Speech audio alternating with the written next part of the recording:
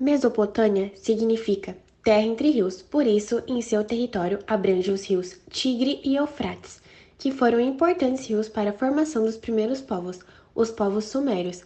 Esses rios eram férteis, ou seja, quando enchiam, transbordavam nas bordas dos rios. Porém, de certa forma, esses rios eram grandes dificuldades para esses povos. Por isso, os povos sumérios, em grandes quantidades de pessoas, se reuniram e criaram um sistema de estruturas de reserva e canalização de água. Por volta de 3000 a.C., a Mesopotâmia já não era a mesma. Não eram mais vilas, cresciam como cidades. Assim, não tendo somente cidadãos livres, também haviam pessoas escravizadas. Embora fosse próspera, os impérios sumérios tiveram grandes períodos de instabilidade devido às guerras por disputa de territórios. Assim, o primeiro rei surge e instala o primeiro império mesopotâmico. Porém, os amoritas estabeleceram-se na cidade de Babilônia, cercando as cidades com muralhas, unificando-se e criando um novo império na região, que não durou muito tempo, pois os assírios, que habitavam o norte da Mesopotâmia e adotaram principal fonte de inspiração Assur, o deus da guerra. Com base no espírito de guerreiros, formaram um exército e tomaram as cidades do antigo Império Babilônico.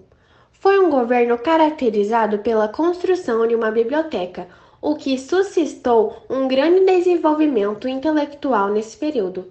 Os povos conquistados não suportavam a maneira agressiva dos governantes, unindo-se os caldeus e os medos. Colocaram um fim no Império Assírio, com grandes exércitos e de ambos os povos, criando o Segundo Império Babilônico. Esse império durou menos de um século. Nabopolassar, depois da vitória sobre os assírios, centralizou novamente o poder e resgatou a importância da Babilônia. Nabucodonosor se aproveitou das condições favoráveis da economia e política para gerir reforma, dentre as quais estavam o domínio dos hebreus e a remodelação da cidade babilônica. Com isso, a Babilônia tornou-se o principal centro urbano do mundo antigo, à época, como muralhas, templos e palácios, destacando-se na construção da Torre de Babel, que era um zigurate gigantesco. Sua economia era baseada no comércio e na agricultura, justamente beneficiada pela irrigação dos rios. O comércio era com base na troca de metais e cevada. A sociedade era separada em camadas sociais: os nobres, os sacerdotes, militares, comerciantes e escravos. O poder político, militar e das ciências se concentravam nas mãos da nobreza, dos sacerdotes e de alguns comerciantes. Cada cidade tinha suas regras, então eles adoravam deuses diferentes. As divindades eram antropomórficas, ou seja, adoravam os animais. Sendo assim, alguns cultos eram antropomórficos, pois seus demônios tinham forma híbrida, de humanos e animais.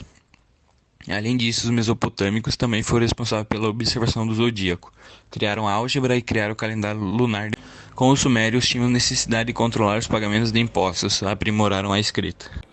E assim termina a história dos mesopotâmicos, que após conturbados momentos de guerras, tomadas de poder, hoje em dia correspondem aos territórios do Iraque, Kuwait, Síria e o sul da Turquia.